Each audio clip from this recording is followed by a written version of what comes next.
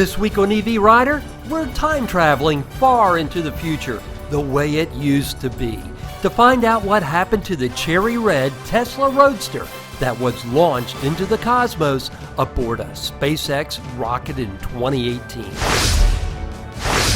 Tesla's first generation Roadster arguably started the EV revolution before riding off into the sunset in 2012 to make way for the higher volume Model S.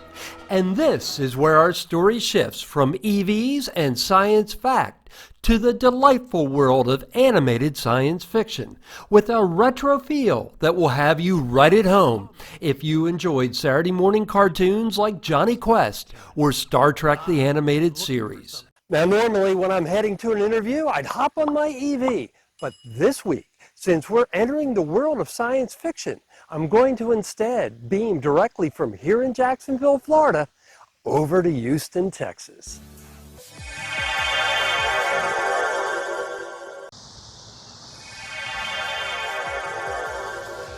Well, that was easy. Houston is home to the recently launched Retro TV YouTube channel and a Matt Mercury cartoon series. And since this is a crossover episode of EV Rider, yes, you'll see me appearing in cartoon form on Matt Mercury. Matt Mercury is the brainchild of friends Bill Hughes and Matt Levine.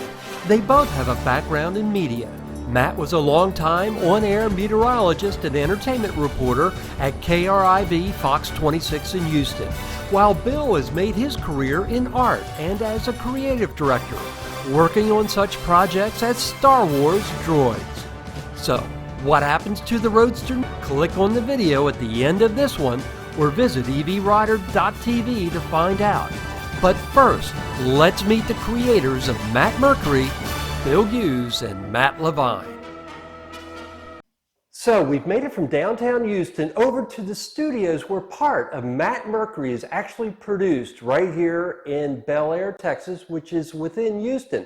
And with me is the creator of Matt Mercury and the artist behind the series, along with Matt Levine, who is the lead voice actor for the cartoon series. And you may also remember him from the live action movie. So as I mentioned earlier, Bill, of course, has a long background in art and science fiction production. Bill, tell me how you got the idea for Matt Mercury. The idea for Matt Mercury? Well, I'd actually been watching a film that a buddy of mine did called The Lost Skeleton of Cadavra, which was black and white. It was minimally made, and I thought, I could do that. I could do that. And I'd been a big fan of Star Trek and Lost in Space and all these things from growing up. And I just thought it'd be fun to try to do something like that. And the technology had gotten to the point where we could do something like that. So this is one of the things I'm really interested about, the technology that now allows you to do what would have taken probably tenfold as long in the 70s. Talk to me a little bit about the production process of Matt Mercury. Well, the animation. The animation is something, I'm doing it basically all myself, which is something you never could have done in the 70s mainly because there were a lot of people you had to pay. But the technology now allows me to do the lip syncing, which is kind of the key piece of it. I end up using something called Animate, Adobe Animate, to do the lip syncing, which until I got to the point where I could do that, I couldn't do anything. I could do all the animation in After Effects and all the animation in the editing in Adobe Premiere, but the lip syncing was the big trick. So now that I've got that, I basically have all the pieces in Adobe Suite to do animation. Now, I think one of the things that anybody our age or even younger is going to get a real kick out of is the homage that you pay to so much classic cartoon, science fiction, TV, and anime in the episodes. You've got a lot of little Easter eggs. Tell me about some of the inspiration for some of the Easter eggs that are scattered throughout the cartoon series. Doing that's kind of my payment, because I can do little fun things that I enjoyed as a kid and put little homages to them in the show. But I wasn't that big of an animation fan. I didn't like cartoons and animations really that much. There was a time when I was a kid, I think it was during the 70s, they had Hanna-Barbera Saturday morning action hour, and he had Johnny Quest, something called Moby Dick, which was like two kids and a seal who befriended Moby Dick, you know. And then they had the Herculoids and Space Ghost, and they showed them all in a block on Saturday. And I remember those episodes as having kind of a film quality to them. The stories, especially Johnny Quest, the stories were much more serious. You had realistic characters. And I think that's what hooked me. We'd made a film of Matt Mercury previously, and we wanted to continue the stories. We just had so many stories.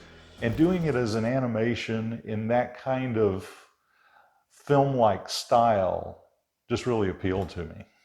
And art is important, animation is important, but without good storytelling, it's going to turn flat. Talk to me about how you come up with the scripts. So a lot of times the scripts came to me almost completed. They download. And that's a weird answer, but that's kind of how writing is for me, is I've known these characters, I know what they're going to do, and the stories really come down almost fully formed. But when I sit down to write them, a lot of times I don't know what's going to happen next in the story, but since I do know the characters so well, I can see how the story is going to move along by looking at how these characters are going to act. Because I just know they're going to act a certain way, and that's what happens. Now, of course, Matt Mercury, the title character, is actually played by your good friend and my good friend, Matt Levine. How did that come about?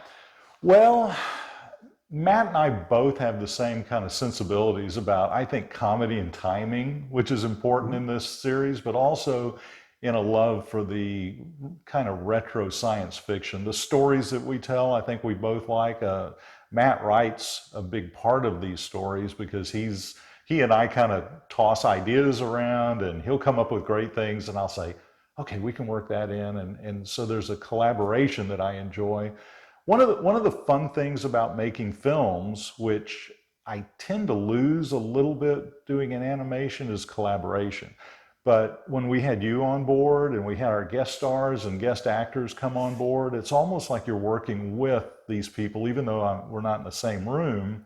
You're getting their talent, their expressions, and it becomes a communal art form. I think Spielberg or somebody said that film is really the only communal art form that there is, and we do a little bit of that with the animation. So Matt, what's this adventure been like? Well, this adventure's been awesome because we're reliving every aspect of our childhood every day. When I get my dailies from Bill for the latest Matt Mercury episode, by the way, the next episode, out of this world, it's crazy. I would tell you more about it, but I'll tell you afterwards. I can't tell you now. But anyway, it's been an awesome experience. We're really excited because we know what happened to the Tesla that was launched into space, and we know what happened to the spaceman in the Tesla. So it's all revealed in this episode that you're in with Matt Mercury, and you actually played a pivotal role in this episode. I did, and as folks know from the beginning of this episode, I am a Tesla fan, and of course the Tesla really, even though it wasn't the first EV, marked the dawn of the EV revolution. And Matt, getting back to the series itself, I gotta ask you, what was it like wearing spandex in the original movie?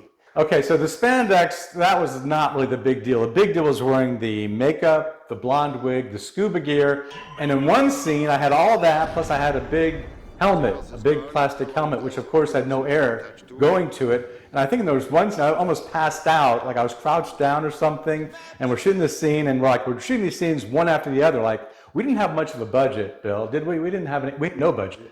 The spandex was actually the least of it. It was everything else on top of the spandex. So you've got some real goals for this series, Bill. Talk to me a little bit about, the flavor and the goals that you've got for this. Well, I think our tagline pretty much says all of it, the future the way it used to be. We really wanted to do stories that had a flavor of the kinds of stories that were on television and in novels and things when we were growing up, that had a very plot-directed, character-directed arc to them, and also had some science fiction that made you think.